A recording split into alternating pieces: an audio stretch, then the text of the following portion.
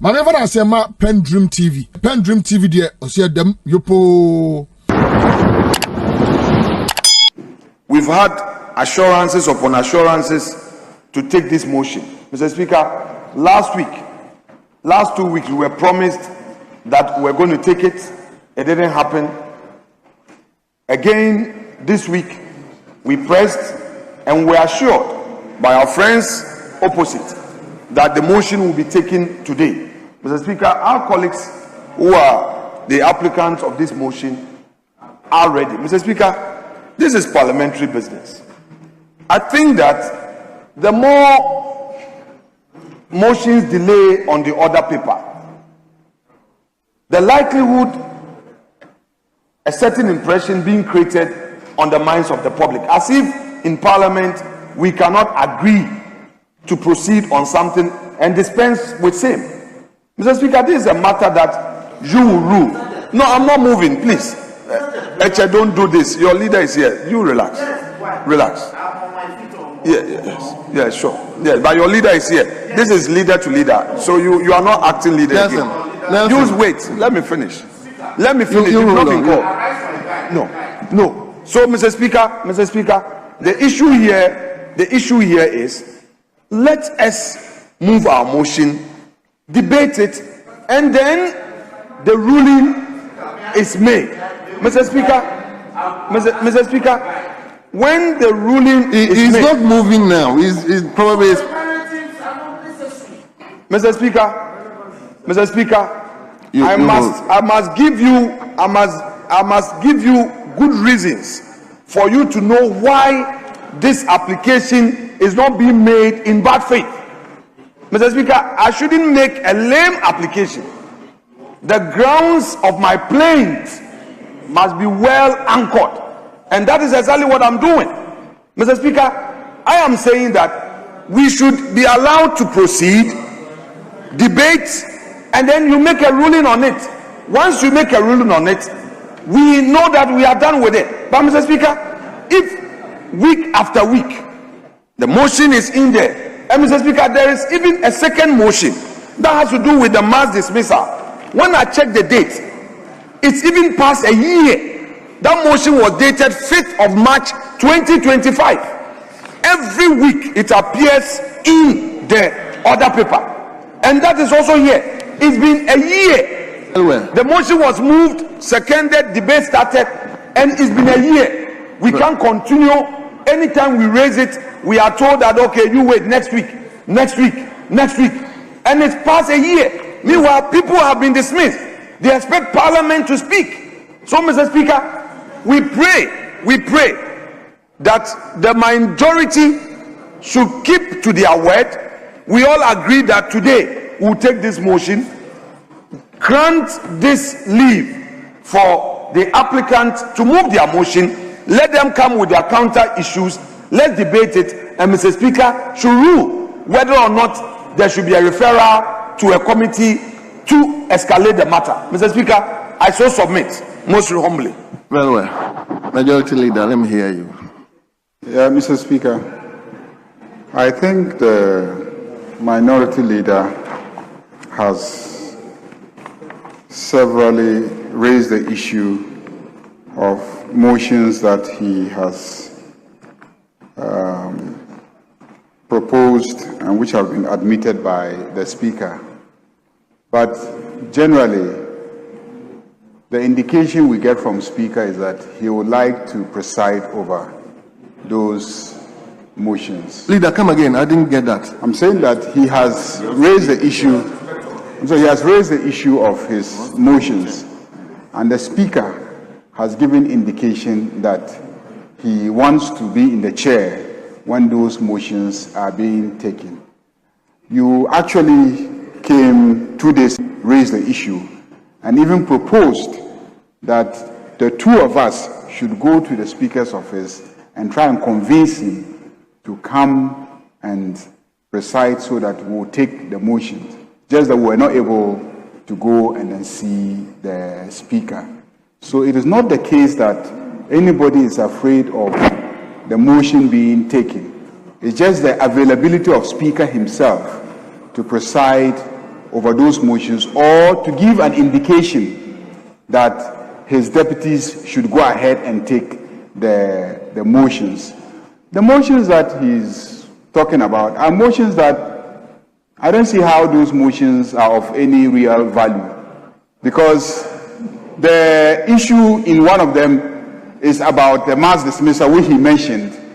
This was extensively debated in this House, and the Speaker ruled on it based on our own standing orders, which say that when a matter is in court, you cannot. Now you are saying that you are appealing against the decision of the Speaker on that matter. I don't see any new arguments that you are going to prefer. It's going to be the same thing. The case is still in court. The matter has not been withdrawn. The second issue that you want to raise, you say is about, gold board losses. We are ready for you, because we have, reports that also show that gold board is doing so well, and every Ghanaian can feel how well gold board is doing. So it's not something we are afraid of. We are ready to discuss it. We are ready to debate it. So there's no issue of anybody being afraid to discuss anything, because there's nothing that you are going to say that you haven't said on radio and Ghanaians have heard. There's nothing that you're going to say in this chamber that you haven't said at a press conference. There's nothing earth-shattering about any new thing that you are going to say. But with all that, we have continued to exist with a stable cedi, a weakened dollar, and an inflation that continues to go down. So there's nothing new that you are going to say. There's nothing we are afraid of. But as I keep emphasizing, you and I have gotten indication from Speaker how he wants the matter treated. So all I can say is that let the speakers confer with the Speaker and let them decide when they want the motions taken. You are not the only one who has motions advertised. There are so many motions that have been advertised. Some are even in my name. But I'm not pushing, because I see that the signals from the Speaker is that he doesn't want those ones taken now. So I plead with him that it is not the majority side, because the motions, I can assure you, like Idi Amin said, he will fight the British Empire with one hand tied behind him. So you can move your motion. I'll just unleash only, Honorable Felix Kwachi on you, and the matter would have been resolved in terms of the quality of the debate. So we're not afraid. We're not afraid. By the time I add, Honorable Suhini, the case will be clearly determined. And then if I add Chris, the matter will be finished. For gender balance. So we are not afraid. We are not afraid. And so I plead with you that let's work on Speaker, and let's get Speaker to give indications to his deputies and direct them how to treat the motions that you have filed. Thank you, Mr. Speaker. Thank you very much. Speaker, I have listened carefully and attentively to the majority leader who responded to my application for leave to take motion number 57. Mr. Speaker, in his response to me, he talked about this inflation and dollar, cedi, whatever. Mr. Speaker, what he failed to discuss was a huge unemployment situation. Mr. Speaker, the worsening Galamsey situation. The 506,000 who have applied for 5,000 jobs, that they are still losing money. Mr. Speaker, these are matters that he himself admits. Mr. Speaker, on the issue of indication from the Speaker, he is right. It is fair. Indeed, he and I agreed that we should go and see Speaker. But Mr. Speaker, that is in respect of motions 53 and 54. Those were motions that he had indicated. And I did the count, and it's been over a year. Mr. Speaker, currently, the motion that I'm talking about is motion 57. That is not part of the two that Mr. Speaker said he himself wants to take them. As for these two, when we were at conclave, the understanding with Speaker was that this one, we can have it today, Thursday. And Mr. Speaker, that was a week ago. So I agree with him that we had an understanding to see Speaker on 53 and 54. That is true. I will not, deny that fact. But I'm not pushing for those two to be moved. At least I want to exhaust that arrangement, gentleman agreement with him that we should see Speaker. I was expressing a view that since he will rule, at least he will rule based on record. So if he is not available, he should at least allow any of you to preside for us to conclude the debate. Then he can refer to the records and then do his ruling. That one, when we meet him, I will put forth that argument. But for the time being, I won't press what we have agreed to do. What I am talking about is the motion 57, which has to do with the Gold Board and Bank of Ghana situation. Mr. Speaker, the IMF report to us, to the country, is that there was 7 billion losses as at 31st December 2025. Mr. Speaker, and we need to debate this matter. Debate on radio is not debate in public records. Let us deal with this. Let there be a ruling. Then we know that, Mr. Speaker, the matter has been dealt with. So as for the motion I am making an application for, it is not one of the motions that Speaker has indicated that he himself wants to preside. In all fairness, and Majority Leader, I have been fair with the facts. I don't want us to say this and that. Look, I have Asafo, he's there. I will not even unleash second timers. I am going to unleash the first timers to deal with your team. The first timers, I won't let second timers. John Taku is there. Mr. Speaker, you know we have the strikers. They are there.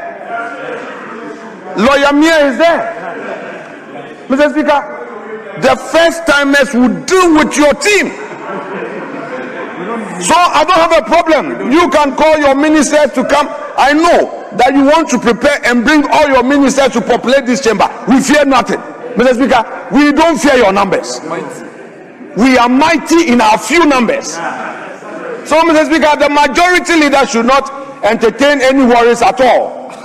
We have a full, well-prepared backbench to deal with his seniors. They are so solid, they are determined. We prepared them, and we know we'll make a compelling argument for Mr. Speaker to make a referral. Mr. Speaker, I end my case. Yes, Leader. Well, Mr. Speaker, as indicated, this is not a matter that we should take today. As for the IMF, I don't know if there are any rules in this House that say that whatever the IMF says is sacrosanct. I'm saying that I don't know if there's any rule in this House that says that it is enough to just stand here and say IMF says that this. Because we know that the practice has always been that the central bank is audited and there's an annual audit report that comes to Parliament. It is only when that audit report gets to this House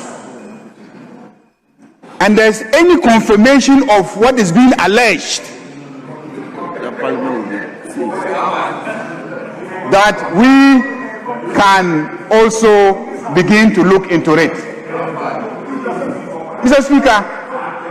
Speaker, we know that my past life, under our constitution, the bank has a reporting obligation to Parliament. We know that. We could invite them and ask them questions. Indeed, we can ask the governor questions and he will be compelled to come to this chamber to come and answer those questions. Why do you choose a motion so that you can come and say anything that can undermine the central bank of the country?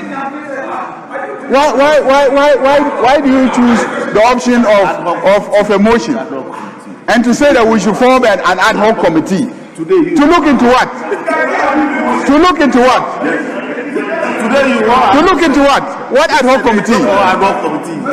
So, Mr. Speaker, clearly this is not a matter that this House should spend its time on. But you've got the motion. Speaker has admitted the motion. It's been advertised.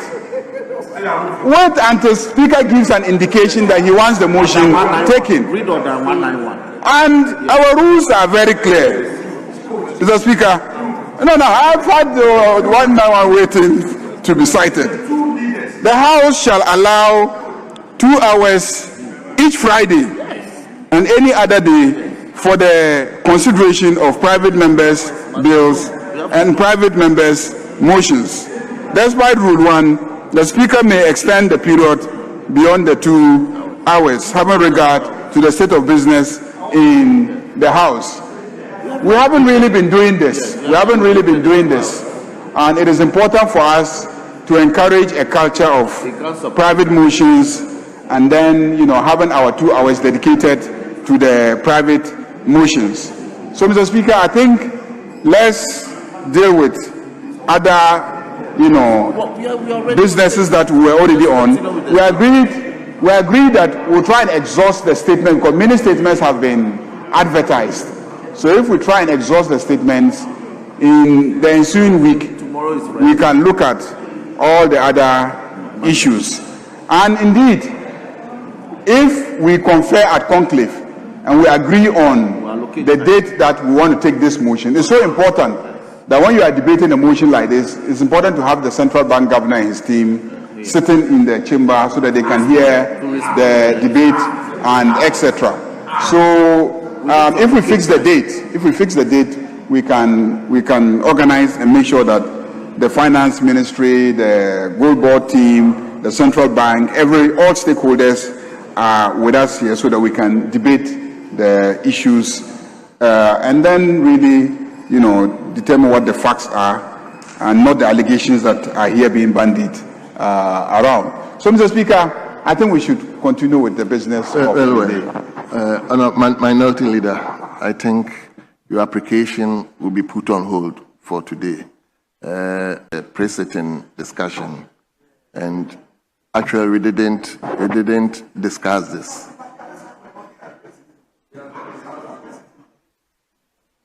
So what my position is that let's hold on with this. Let's discuss it. If tomorrow we want to take it, we have to discuss it. Both sides should be. Normally, when you are seeking the leave, you are seeking the leave of the House, not necessarily the Speaker who is presiding. You are seeking the leave of the House, and the House should be in agreement that this is what. Honorable members, I'm speaking, so allow me to speak. You've spoken a lot. Let me also speak. What I'm saying is, normally when someone gets up to seek the leave should be sought from the House. The Speaker will just look at the situation of the House and probably take a decision. So for now, my decision is that let's hold on with this application if tomorrow at the precedent we all agree that we take it, then we can take it tomorrow. But for now, let's hold on with this application. Speaker, I don't have a problem. I submit wholly and fully to the ruling, and I yield to the orders of the chair.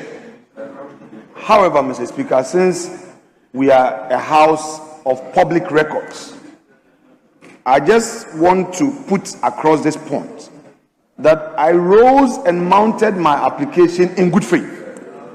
The issue of non-discussion of the matter today, in my humble view, is very inconsequential, in the sense that it had been agreed and full assurances had been given.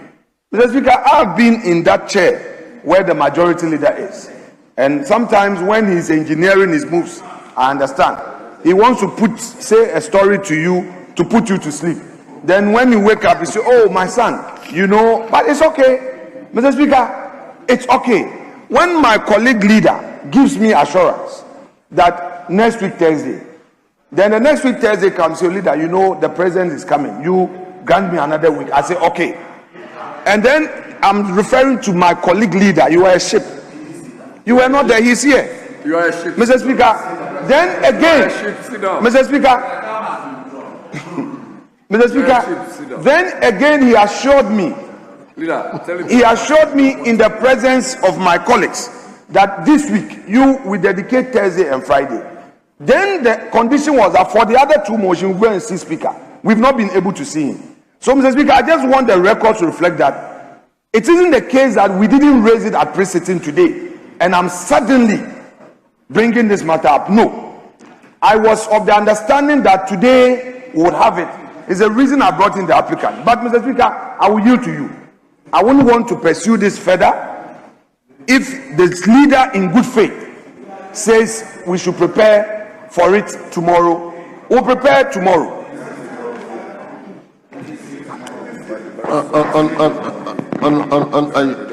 Honorable Afenyo-Markin, please.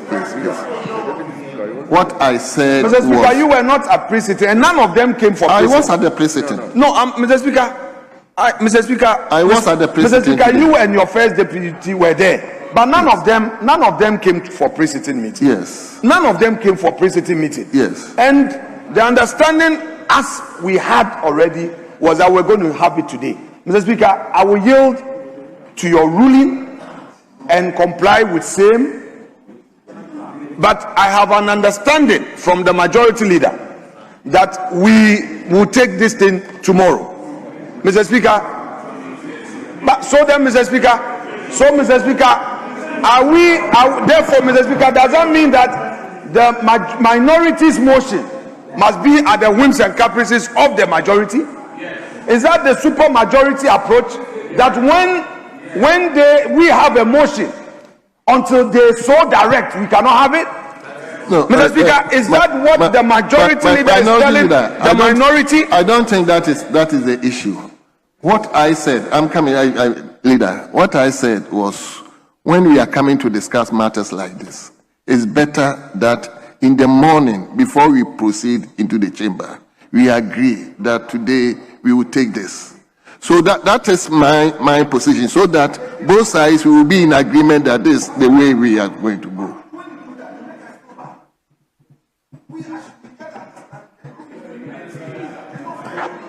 So for this, let's hold on. Let's hold on with this particular one. Oh, Mr. Speaker, everybody heard me. I said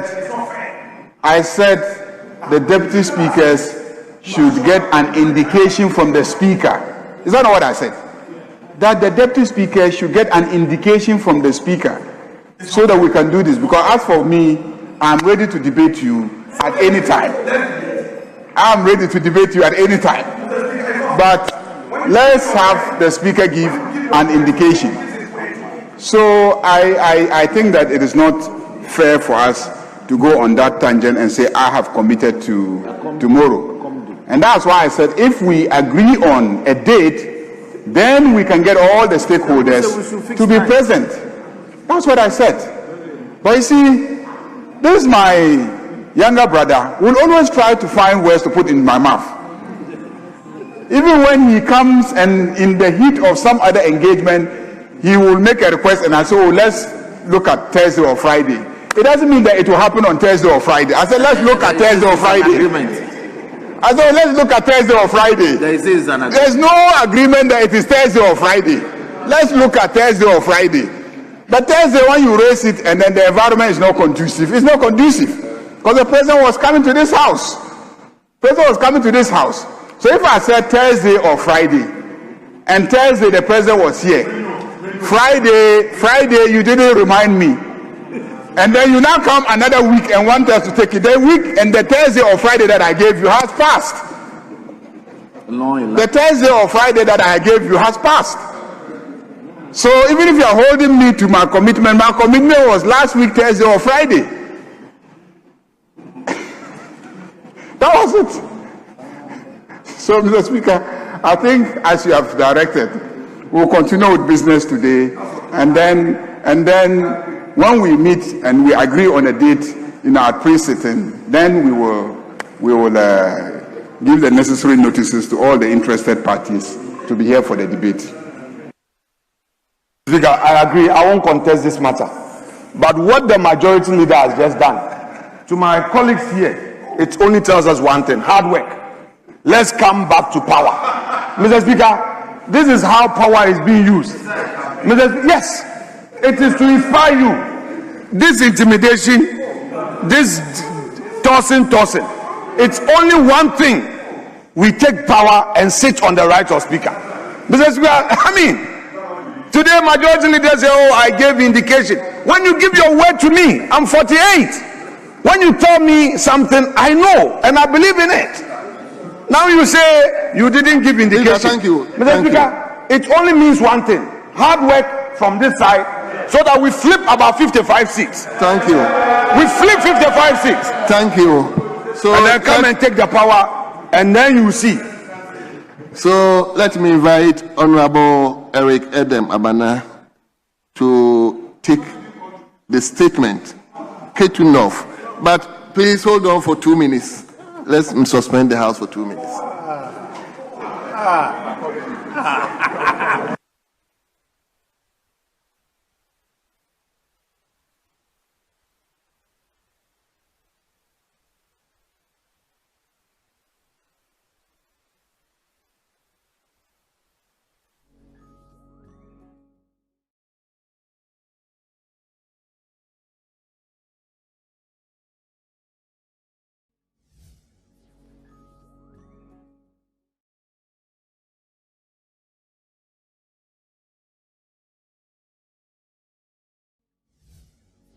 Yes, minority leadership.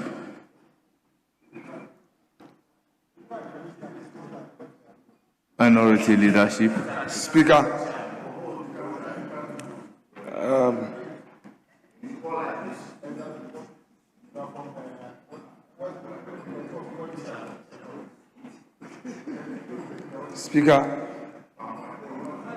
this year something very strange happened.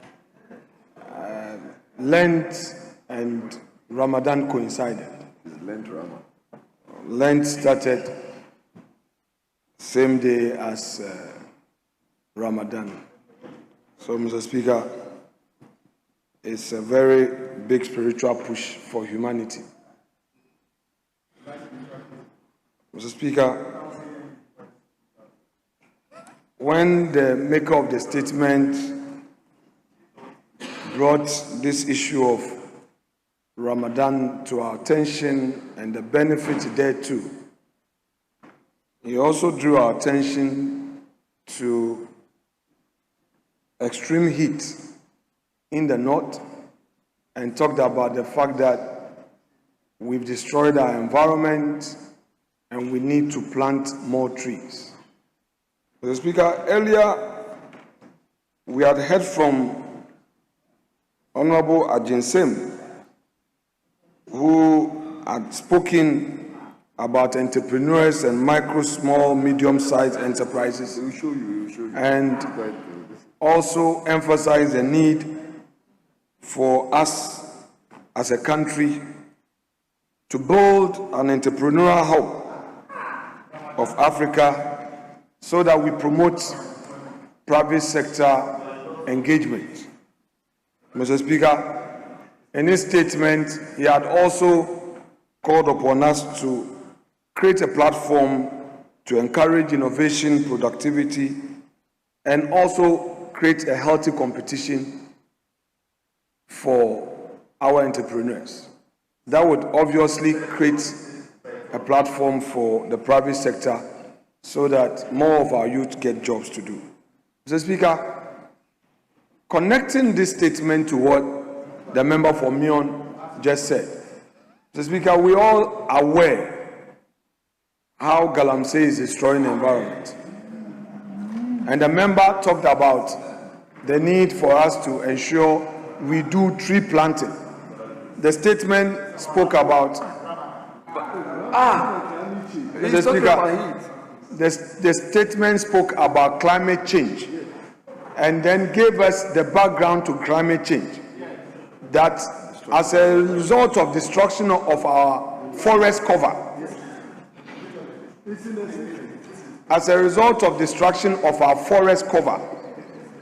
we are experiencing extreme heat, and there is a need, therefore, to plant trees.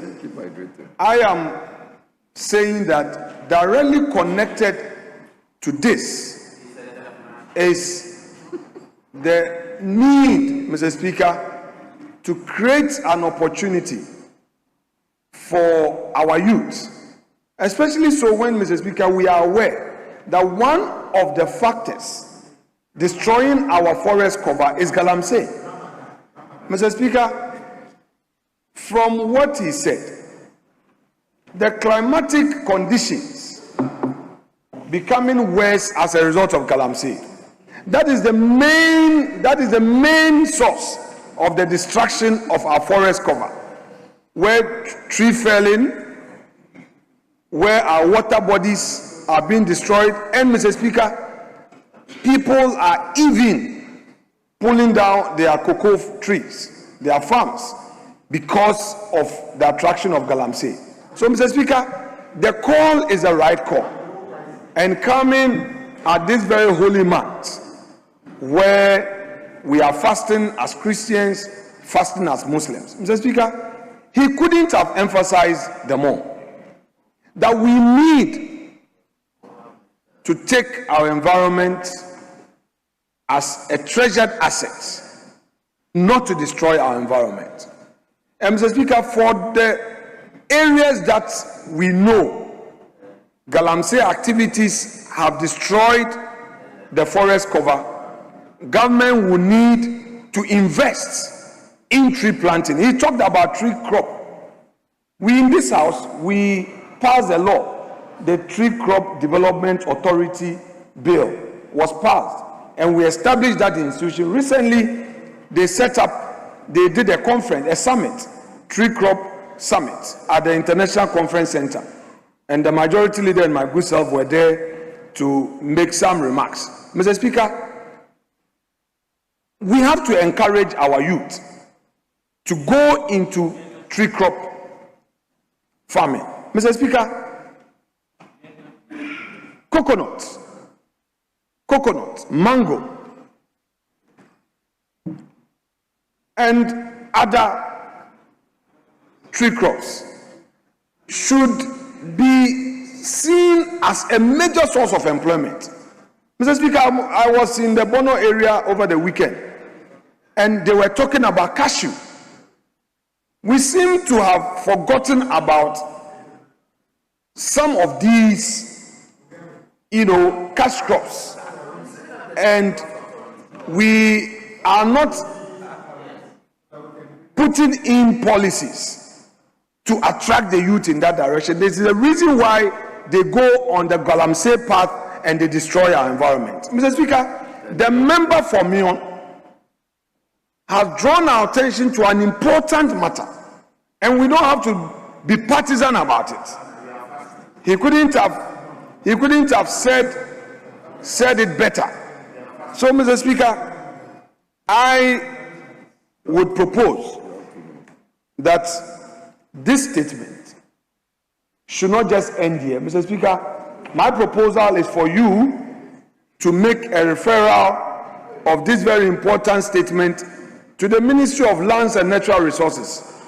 Mr. Speaker, for them to, Mr. Speaker, pull out a statement, sift a statement out of this all-important statement from our colleague from Mio, so that, Mr. Speaker, there can be a national policy to guide the youth and create that space, that resources, that funding for the many who would want to see it as an alternative source of employment. Mr. Speaker, otherwise, they would continue to see mining, or the illegal mining, otherwise known as galamsey, as their main source of bread.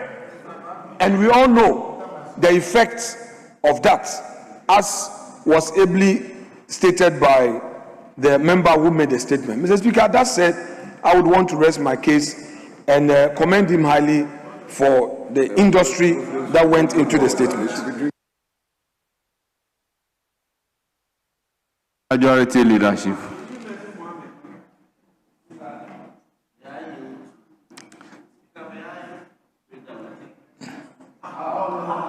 Please, Honorable Soini, you have the floor.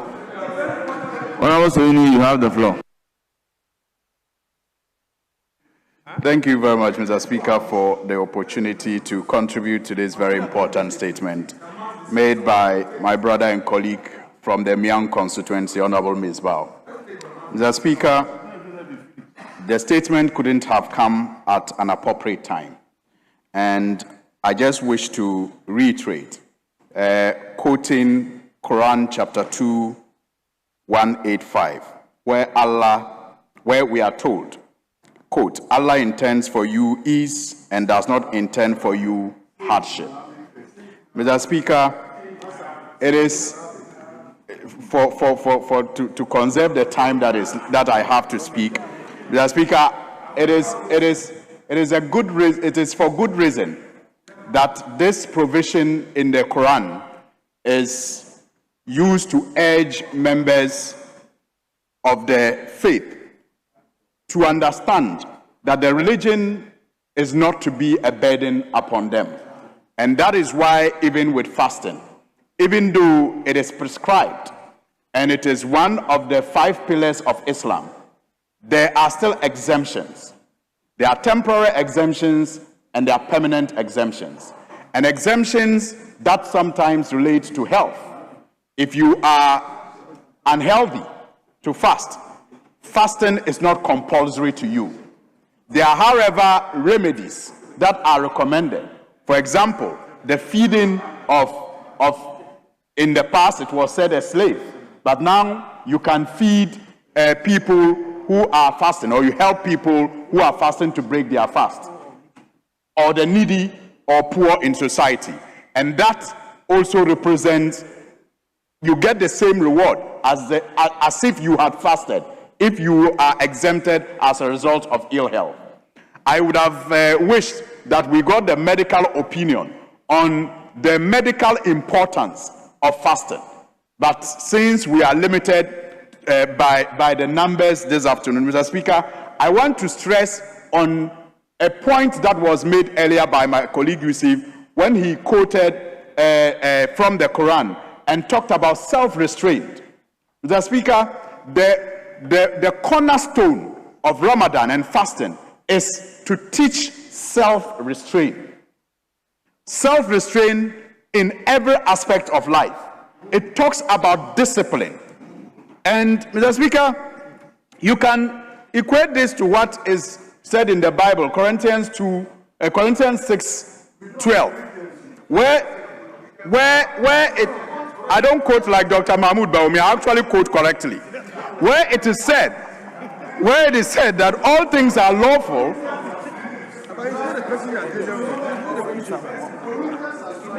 Mr. Speaker, I'm not talking about Psalm 23. I'm talking about Corinthians. I'm talking about Corinthians. I'm not talking about Psalm 23. Quote like Mahmoud Baoumia is ordered to be expunged from the record as if it doesn't exist. I am guided. But Mr. Speaker, in Corinthians, we are told that all things are lawful unto me, but all things are not expedient. Mr. Speaker, this is to tell us, and that is what we are supposed to learn from Ramadan and from fasting, that even though you may have the right, you may have the capacity to do certain things, you should be able to exercise some restraint, some self-restraint. At least for 30 days in a month, be disciplined. And it is, the hope is that after you, in fact, life coaches will even tell you that to change a habit or an attitude, you need to stay, with that behavior for about about 30 days or less. And then you can replace an old habit with a new one. And so you are taught that at least for 30 days in a year, you should be disciplined in all aspects of life. I don't want to give some examples. Mr. Speaker, you should be disciplined. And the anticipation is that even after the 30 days, you can continue with that disciplined life. Mr. Speaker, so it is not just denying yourself food and water. It's not just denying yourself, it is also to deny yourself some of the pleasures of life that you know are not even religious or good for you. So, Mr. Speaker, on this note, I hope and pray that we will all get the benefits of this holy month of Ramadan, and we will come out of this holy month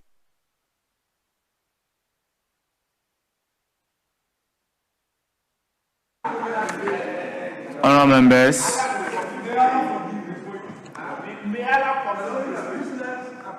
we have exhausted all statements scheduled on the order paper.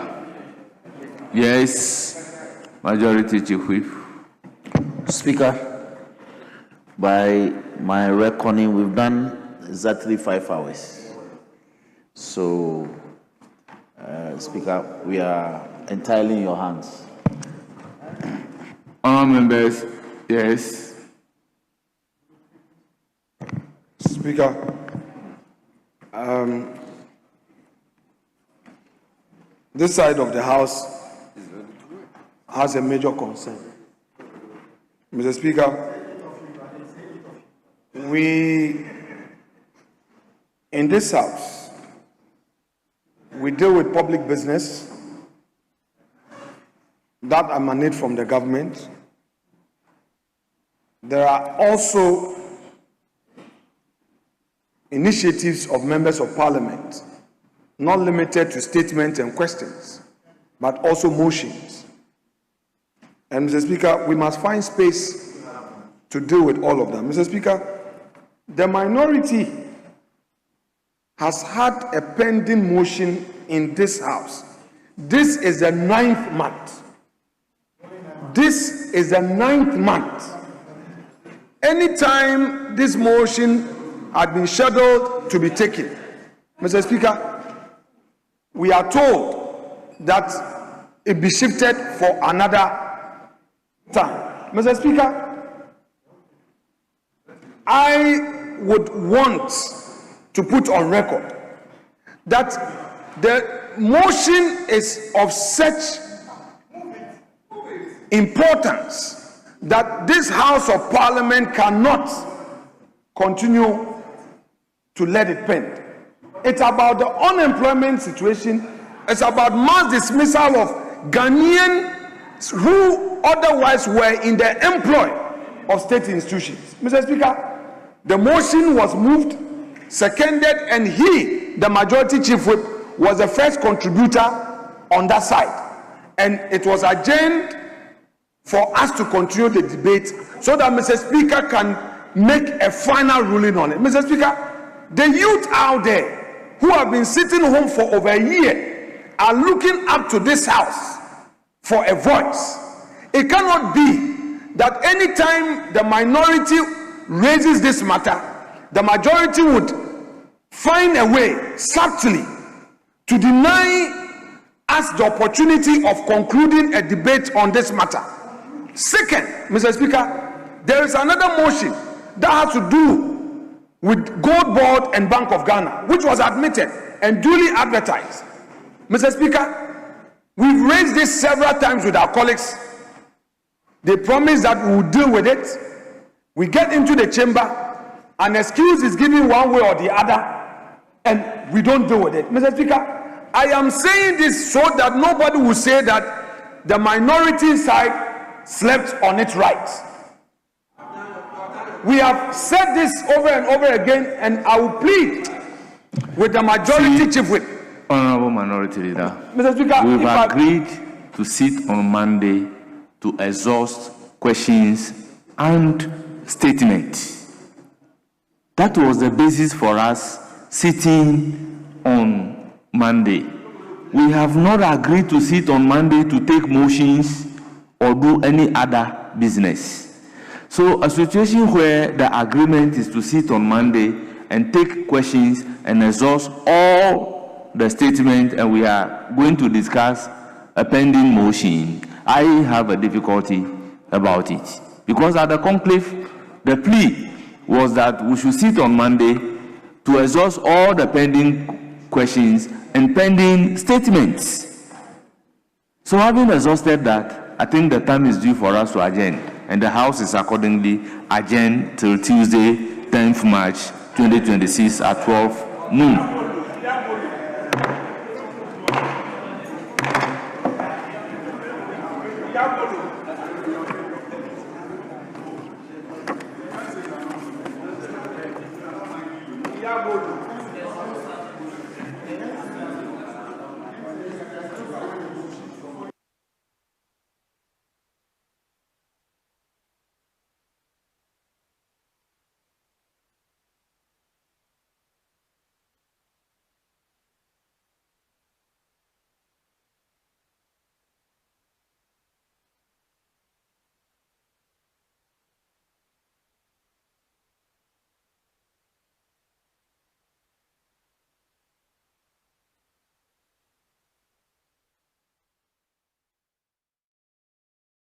Of trees are endless to the environment and to us as Sadaka Jariya when we are no more.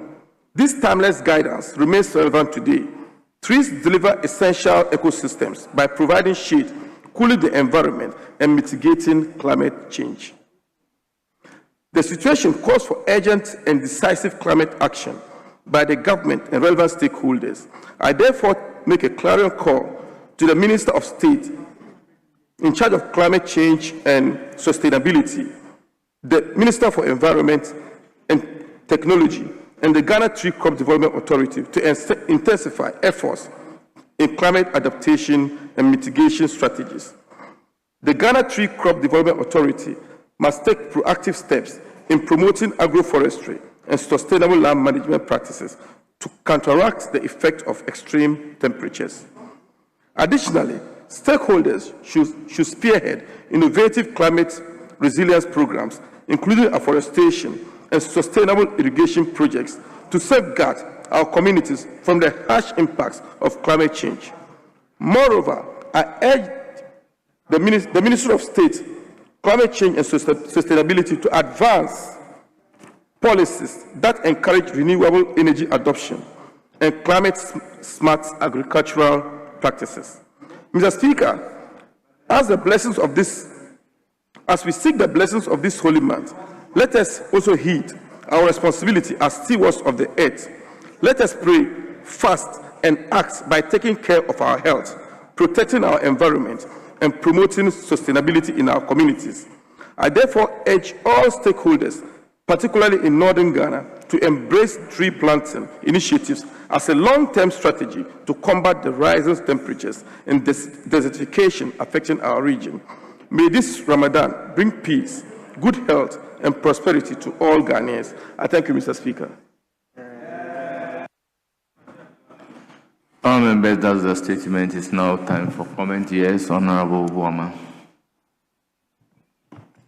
Thank you very much, Right Honorable Speaker, for the opportunity to comment on the statement ably made by my brother, Ms. Bao, and also to take advantage and wish our Muslim brothers Ramadan Kareem. If you go to my constituency in Feär, we have a very huge Muslim population, and so I am at all faults with the statement that he has made, particularly linking the effect of climate change in the area of heat to the effect on the people during the Ramadan fasting. Mr. Speaker, I have quite a good experience in the north. Over the past years, about 20 years and beyond. When you go to the north, yes, we've always noted that the temperatures there have been very high compared to the south. But recently, when we visited there as a committee, you could literally feel the heat even in a time where you didn't expect the heat to be as strong as it is today. So it clearly tells us that there are certain things that are going on which is affecting the climate as we see today. And so we all have a collective responsibility to do something about it. Mr. Speaker, he mentioned about deforestation. You know, if you take our country, there's always been a clarion call. How are we protecting our forests?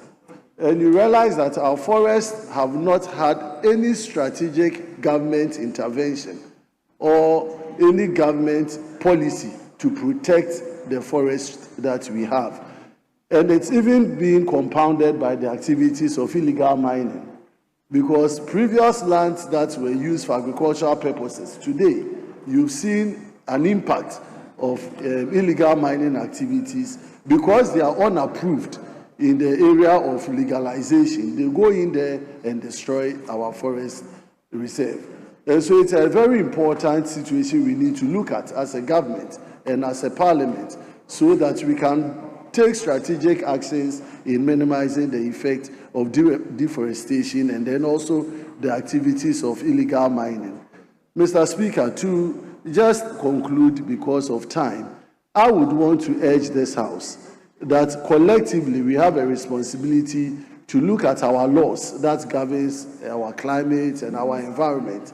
The Committee of Environment, Science and Technology should also, which of course I'm a part of that committee, should also be looking at some interventions, engagement with the sector ministry to make sure that at the end of the day, we get the best for this country. Mr. Speaker, to our Muslim brethren as they go towards the final lap of their fasting period, I want to wish them very well.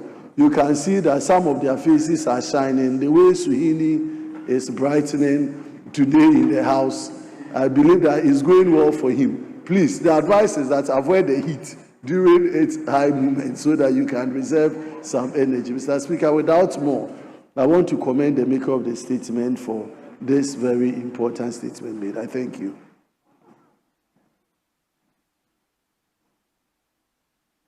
Yes, I'll give the floor to Sule. Mr. Speaker, let me sincerely thank you for this opportunity and to also thank my brother for this very historic, very important, very relevant statement.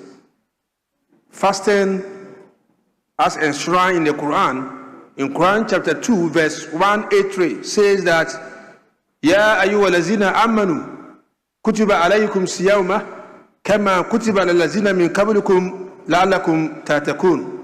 To it, all you who believe, fasting is prescribed for you, as it was prescribed for those before you, so that you may guard against self-restraint.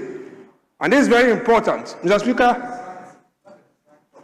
you can open the Quran, and that is why I'm saying that open to Quran chapter 2, verse 183. Please address the chair. Mr. Speaker, the relevance of this chapter, this verse, is the linkage between the Christian fast and the Muslim fast. Coincidentally, this year, the Catholics started their 40th fasting period with the Muslims. And it's not just by coincidence, it has its historic meaning. Mr. Speaker, the Quran says that as it was prescribed for those before you. Who are those before you? Those before you are the Christians, the Jews. When the Prophet ﷺ left Mecca and was going to Medina, he went to Medina and met the Christians, the Jews, and they were already fasting. So he started fasting and copying what they were doing until this chapter, this verse, was revealed to him, now telling him that the fasting that you are emulating is also prescribed for you as it was prescribed for those before you. Mr. Speaker, today we now fast 30 days. There are some who fast 7 days. Indeed, Moses, before the commandment, had to fast. And so there's some relationship between today's fasting as Muslims and the Christian fasting. That tells us that we are together. We are the same people. We are worshiping the same God. Monotheism, That's how we see it, worshiping of one God. Mr. Speaker, in the month of Ramadan, you have so many very beautiful events that every Muslim will want to be associated with. In this month, we are talking about what we call tahajjud, an additional supplementary prayers, where when you do it, you feel closer and you feel that spiritually you are growing. In this month, we have what we call the Laylatul Qadr, and we are using this opportunity to invite our colleagues that tomorrow, inshallah, we will be observing the Night of Power. And let me thank the Speaker for this opportunity. The leadership of this Parliament have over the years supported us as Muslims to be able to celebrate this Night of Power. And so tomorrow, all our colleagues, whether you're a Muslim, you are not a Muslim, you are all invited. Let us celebrate this night. It is a night that Allah says that it is better than 1,000 years. Yes. He says that in Quran chapter 97, that inna anzalnahu fi laylatil qadr wa ma adraka ma laylatil qadr laylatul qadr khayrun min alf shahr tanazzalu al malaikatu wa ruhu fiha bi izni rabbih min kulli amr salam hiya hatta matullah al fajr. To summarize this, Mr. Speaker, God says that within this night of power, there is this night which is better than 1,000 months. And there's a reason why God said that in the Quran. Apart from the Prophet Muhammad, all other prophets had lived longer. But he lived 63 years. And his Ummah were worried why he lived 63 years. And his concern was that I wanted to live longer so that I could serve my God. And God is telling him that don't be bothered. There's a particular night between the 20th and 30th of the month of Ramadan, and that night is worth 1,000 years. And that is the solution, the comfort that was given to Prophet Muhammad and his followers. And so today, Prophet Muhammad sallallahu alaihi wasallam, you are a good friend to the Muslim community, I know. And so thank God, thank you for that. So, Mr. Speaker, there are so many benefits of Ramadan fasting. The medical people will tell you that when you fast, you even lose weight. Some people lose weight because they want to. Honorable member, your time is up. PENDREAM TV. Now, so far so good. Say open online portal e Ghana. Nipa share, nipa follow, nipa comment here. To my best of knowledge, without any biases, PENDREAM TV.